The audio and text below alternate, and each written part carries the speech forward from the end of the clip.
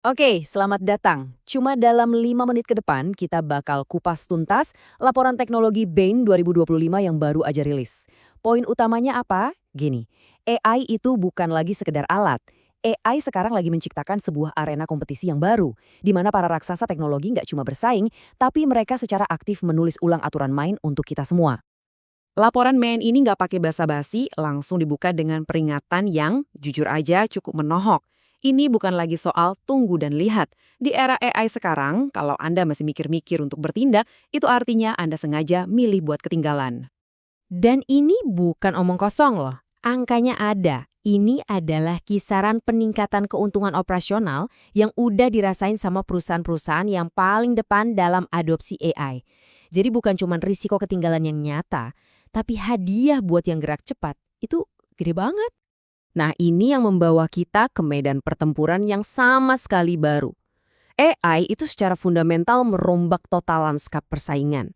Aturan main yang kita pegang selama 10 tahun terakhir, anggap aja udah nggak berlaku lagi. Di sini ada paradoks yang menarik banget. Di satu sisi, para raksasa teknologi kayak Microsoft dan Amazon itu malah makin dominan loh. Sekarang mereka menguasai 70% nilai pasar. Tapi, di sisi lain, muncul penantang-penantang baru kayak OpenAI yang valuasinya bisa menyaingi 15 perusahaan teratas kalau mereka IPO.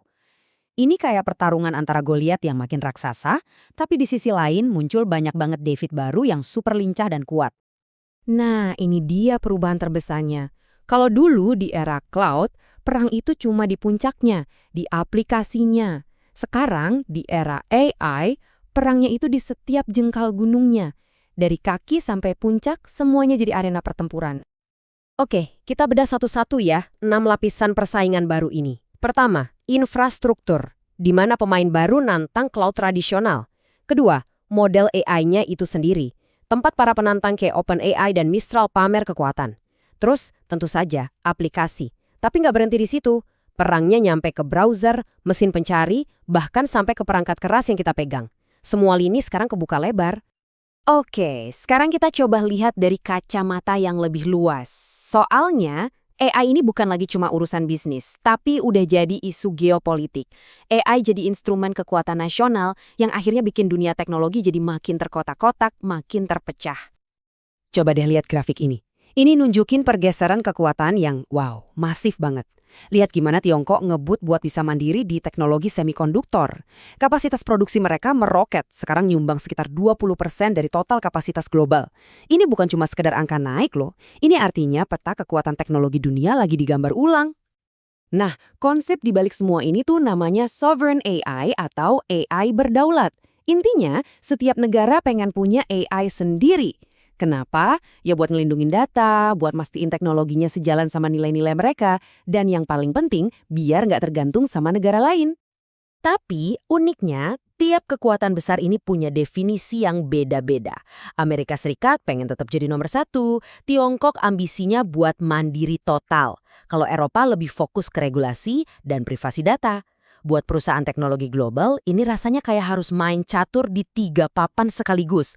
Dan tiap papan aturannya beda-beda, pusing kan? Oke, setelah lihat gambaran besarnya, sekarang kita turun gunung yuk. Kita lihat dampaknya langsung di lapangan. Inilah 3 medan pertempuran utama di mana AI lagi mengubah segalanya saat ini juga. Pertanyaan pertama, dan ini pertanyaan gede. Apa model bisnis SaaS atau Software as a Service bakal hancur lebur? Ancamannya datang dari yang namanya Agentic AI. Bayangin aja, asisten super pinter yang bisa ngerjain tugas kompleks sendiri, bukan cuma nunggu perintah. Ini bisa jadi ancaman serius buat model langganan software yang kita tahu selama ini. Nah, laporan BEN ini ngasih semacam matriks buat bertahan hidup. Perusahaan SaaS harus nanya ke diri sendiri, seberapa gampang produk kita diotomatisasi? Kalau produk kita susah diotomatisasi, butuh banget sentuhan manusia, nah itu benteng pertahanan kita. Tapi kalau gampang banget diotomatisasi dan gampang ditiru, wah itu medan pertempuran. Harus gerak cepat atau ya udah wassalam. Di sisi lain ada juga tambang emas, di mana mereka bisa pakai AI pada data eksklusif dan pintu terbuka di mana mereka rawan diserang agen AI dari luar. Ini peta strategi hidup atau mati. Tapi, semua inovasi keren ini, dari SaaS yang makin pintar sampai model AI raksasa, semuanya itu bergantung pada satu hal yang sama. Sesuatu yang kebutuhannya meledak secara eksponensial.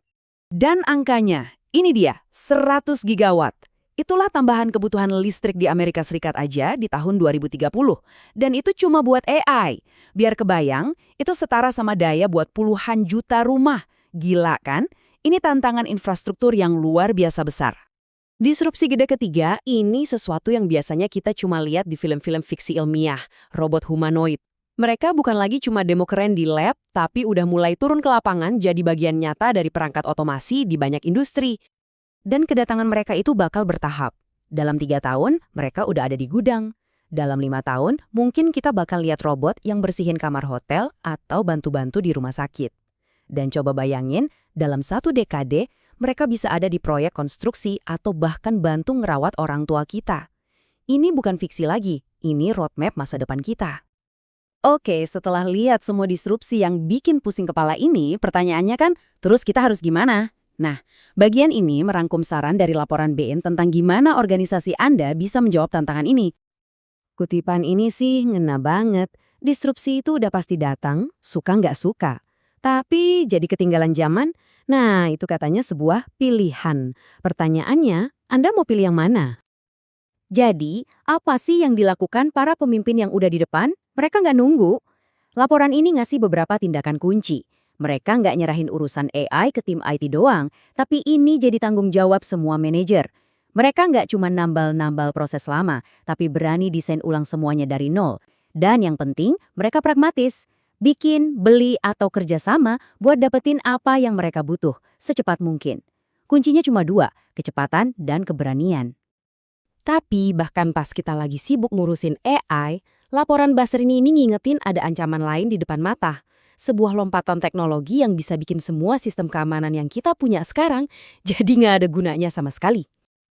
Ancaman itu namanya komputasi kuantum. Dan solusinya namanya kriptografi pasca kuantum atau PQC. Ini pada dasarnya adalah standar enkripsi generasi baru yang dibikin buat ngelindungin data kita dari peretas di masa depan yang mungkin punya komputer kuantum super canggih. Dan grafik ini nunjukin betapa kita nggak siapnya. Cuma 9% organisasi yang punya rencana soal ini. Artinya apa? 91% sisanya itu rentan banget.